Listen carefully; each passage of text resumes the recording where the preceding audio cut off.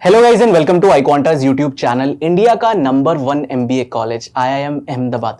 हर साल इस कॉलेज से हमें कोई ना कोई एक ऐसी स्टोरी सुनने को मिल जाती थी कि कोई एक पर्टिकुलर स्टूडेंट है, जनरल कैटेगरी का ही है, बट 92 परसेंटाइल पे IIM अहमदाबाद कन्वर्ट हो गया। हमें लगता था कि यार ऐसा कैसे हो सकता है, बिकॉज जनरल कैटेगरी का अगर आप इंजीनियरिंग स्टूडेंट देखोगे तो 99.8 पे भी बहुत कम चांसेस हैं कि आपको कॉल आ रहा है। तो 92 परसेंटाइल पे किसी और जनरल कैटेगरी स्टूडेंट का कैसे IIM अहमदाबाद कन्वर्ट हो जाता था। तो वहाँ पे एक चीज़ आती थी, एकेडमिक डाइवर्सिटी।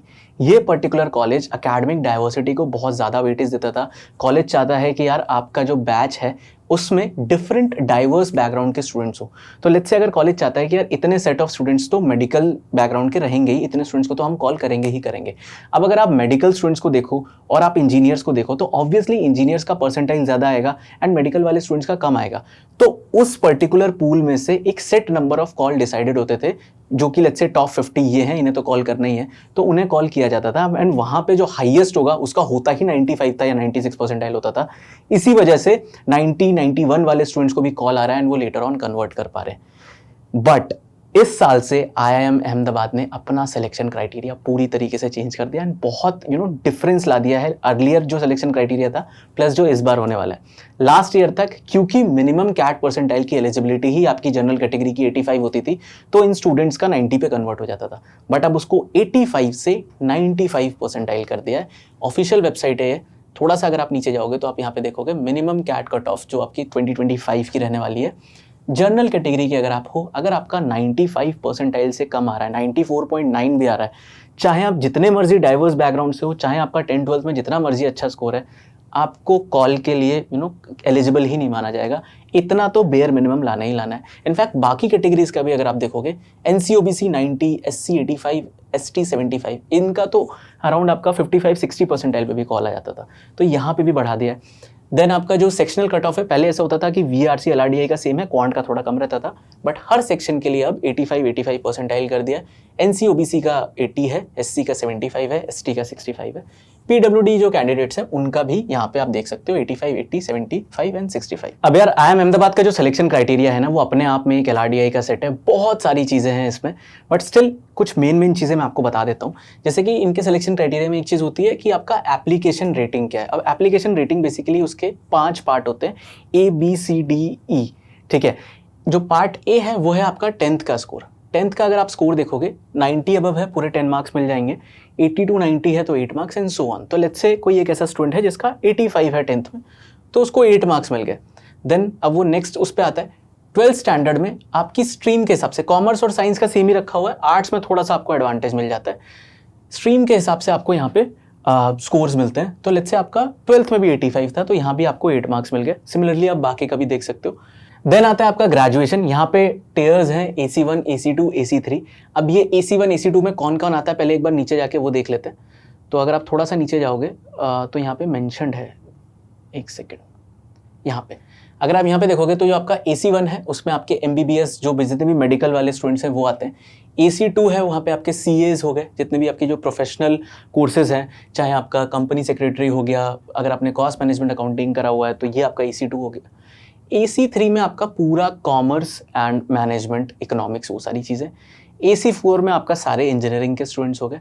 ठीक है, एंड अगर आप नीचे जाओगे AC5 तो वहाँ पे आपके आर्ट्स वाले स्टूडेंट हो गए। एंड स्टिल अगर कोई कवर नहीं हुआ है तो उसके लिए AC6 छोड़ा हुआ है। तो अगर आप देखोगे तो लेट्स से अगर कोई बंदा मेडिकल बैकग्राउंड से ही है तो वो आएंगे AC1 में, है ना, एंड उनका लेट्स से था 61%, तो उनको यहाँ पे 3 मार्क्स मिल जाएंगे। तो 8, 8, 16 प्लस 3 कितना हुआ, 19। देन आप यहाँ पे अगर नीचे जाओगे तो वर्क एक्सपीरियंस, लेट्स से आपके पास है 18 मंथ्स का वर्क एक्सपीरियंस। 12 से कम है तो 0 मिलता है। 12 से 36 के बीच में तो ये फॉर्मूला है, multiplying factor into the number of month of work experience minus 11। 18 months का है, 18 माइनस 11 7, 7 इंटू मल्टीप्लाइंग फैक्टर वो क्या है 0.2। तो 7 इंटू 0.2 करोगे 1.4 आ जाएगा। तो आपका 19 प्लस वो कितना हो गया 20.4 हो गया। तो आपका जो ये सब कैलकुलेट करने के बाद जो आपका स्कोर निकल के आएगा वो अराउंड आपका 20 पॉइंट कुछ निकल के आएगा। आउट ऑफ कितना, 4 में तो आपको आउट ऑफ 10 मार्क्स मिल रहे हैं, एक में आउट ऑफ 5 मिल रहे हैं, तो यानी कि आउट ऑफ 45। अब ये जो आपका एप्लीकेशन रेटिंग निकल के आया है इसको नॉर्मलाइज भी करते हैं डिपेंडिंग ऑन कि आप किस पर्टिकुलर पूल में आ रहे हो। मेडिकल वालों का अलग होता है, इंजीनियरिंग वालों का अलग होता है। ठीक है, थोड़ा सा अगर आप नीचे जाओगे, देन अगर आप नीचे आते हो तो यहाँ पे दिया हुआ है कि यार इंटरव्यू के लिए कंपोजिट स्कोर कैसे निकलता है। थोड़ा सा ये कॉम्प्लेक्स हो सकता है, अगर अभी नहीं भी समझ आ रहा है तो इसमें बहुत ज़्यादा दिमाग मत लगाओ। इतना दिमाग जाके आप एक LRDA सेट में लगा लो, आपको ज़्यादा फायदा मिल जाएगा। बस अपने दिमाग में एक चीज़ रखो कि यार आपको कैट में ज़्यादा से ज़्यादा स्कोर लाना है और कुछ भी नहीं। स्टिल देख लेते हैं। तो अगर आप देखोगे तो यहाँ पे एक चीज़ लिखा हुआ है ARF, जो कि है आपका एप्लीकेशन रेटिंग का जो मल्टीप्लाइंग फैक्टर है, वो क्या है 0.35। उसको ये लोग किससे मल्टीप्लाई कर रहे हैं, जो आपका नॉर्मलाइज्ड AR स्कोर निकला था, जैसे मैंने आपको ऊपर बताया था। तो उसमें आपका जो भी AR स्कोर है प्लस इस साल जो स्टूडेंट्स अप्लाई करेंगे उसमें जो आपके पूल ऑफ स्टूडेंट्स यानी कि जो आपकी कैटेगरी है उनके स्टूडेंट्स को नॉर्मलाइज करेंगे एंड देन अकॉर्डिंगली वहाँ पे आपका स्कोर आ जाएगा। एंड उसमें आपका जो कैट का जो मल्टीप्लाइंग फैक्टर है कंपोजिट स्कोर का, वो है 0.65। ठीक है, तो उसमें जब इनको मल्टीप्लाई करके यहाँ पे जब ऐड करते हैं तो आपका एक ही कंपोजिट स्कोर निकल के आता है। अब ये एग्जैक्ट निकालने के लिए इस साल कितना पेपर डिफिकल्ट आने वाला है, कितना पेपर इजी आने वाला है, आपकी कैटेगरी के स्टूडेंट कैसे परफॉर्म करने वाले हैं, बहुत सारी चीज़ें इन्वॉल्व हैं। तो इसमें इतना ज़्यादा दिमाग लगाने वाली ज़रूरत नहीं है। बस एक चीज़ का ध्यान रखना है कि यार इस साल से आपका जो कट ऑफ है वो बढ़ गया है, क्योंकि मेरे पास भी बहुत सारे काउंसलिंग के कॉल आते थे आई क्वांटा में। एंड जैसे ही कोई स्टूडेंट बोलता था कि यार हम मेडिकल बैकग्राउंड से हो, तो मैं सीधा ही बोल देता था कि यार अगर आपका प्रोफाइल अच्छा है डेफिनेटली आपको 92 93 पे IIM अहमदाबाद का कॉल आने वाला है। बट अब वो नहीं होने वाला। तो अगर आप इफ़ इन केस आप अगर किसी ऐसे डाइवर्स बैकग्राउंड से थे एंड आपको ऐसा लगता था कि यार मेरा 10th 12th अकेडमिक्स भी अच्छा है, मेरा डाइवर्स बैकग्राउंड है, कम भी लाऊंगा कैट में तो IIM अहमदाबाद चले जाऊंगा, अब ऐसा नहीं होने वाला। 95 तो आपको लाना ही है। कोशिश करो कि आप 95 से ज़्यादा ही लाओ। एंड जितने भी जेम कैटेगरी के स्टूडेंट हैं, जितने भी नॉन इंजीनियर्स BCom BBA वाले हैं, 99.5 से कम तो सोचना भी नहीं है, अगर आपके दिमाग में ख्याल भी है IIM अहमदाबाद का। तो यस, बस यही अपडेट आप तक पहुंचाना था। सिलेक्शन क्राइटेरिया में जो चेंजेस आए हैं, आई होप आपको क्लैरिटी आ गई होगी। सिर्फ 100 डेज हैं यार अब कैट 25 के लिए। अगर अभी तक आप सीरियस नहीं हुए तो अब यहाँ से अभी नहीं तो कभी नहीं वाला टाइम आ गया है। सेल्फ प्रिपेयर कर रहे हो, बहुत अच्छी बात है। अगर स्टिल आपको कोचिंग चाहिए, थोड़ा सा कंसिस्टेंट रहना है प्रिपरेशन में, आई क्वांटा का कैट लास्ट बैच अभी रिसेंटली ही स्टार्ट हुआ है, कुछ क्लासेस हुए हैं। उस पर्टिकुलर बैच की जो भी डिटेल्स हैं नीचे डिस्क्रिप्शन में दी हुई हैं। IIM प्रैक्टिस बैच भी स्टार्ट हो गया है, सब कुछ नीचे डिस्क्रिप्शन में है। एक काउंसलिंग का नंबर भी है जहाँ पे हम फ्री काउंसलिंग देते हैं स्टूडेंट को।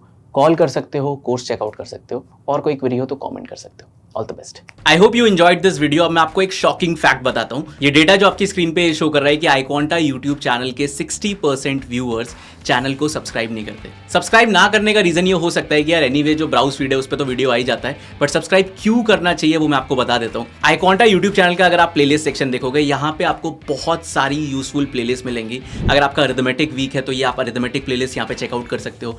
ज्योमेट्री वीक है तो ज्योमेट्री प्लेलिस्ट चेकआउट कर सकते हो। अलजेब्रा में प्रॉब्लम आ रहा है तो algebra playlist. And not just this, अभी करंटली जो प्लेलिस्ट चल रहा है वो बहुत ज्यादा इंपॉर्टेंट है, मोस्ट इंपॉर्टेंट 200 क्वेश्चंस का एंड RC 100 वाला प्लेलिस्ट जो शबाना मैम का है। ये सारे जो प्लेलिस्ट के वीडियोस होते हैं इन पे उतने ज्यादा व्यूज नहीं होते, बिकॉज ऑब्वियसली जो पढ़ने वाली जनता है वो बहुत कम है। बट अगर आप उनमें से एक हो तो चैनल को सब्सक्राइब कर लो। रेगुलर बेस पे इन प्लेलिस्ट का वीडियो आता रहता है, आपकी फीड में आपको सबसे पहले दिखेगा। एंड नॉट जस्ट दिस, अब जो आने वाला टाइम है उसमें आपका कैट का फॉर्म आएगा, देन डिफरेंट एग्जाम्स के फॉर्म आएंगे, अलग अलग तरीके के नोटिफिकेशन आएंगे। जैसे ही कोई अपडेट कैट 25 से रिलेटेड आता है, सबसे पहले वो अपडेट आपको आई क्वांटा यूट्यूब चैनल पर मिलने वाला है। तो don't forget to subscribe our channel.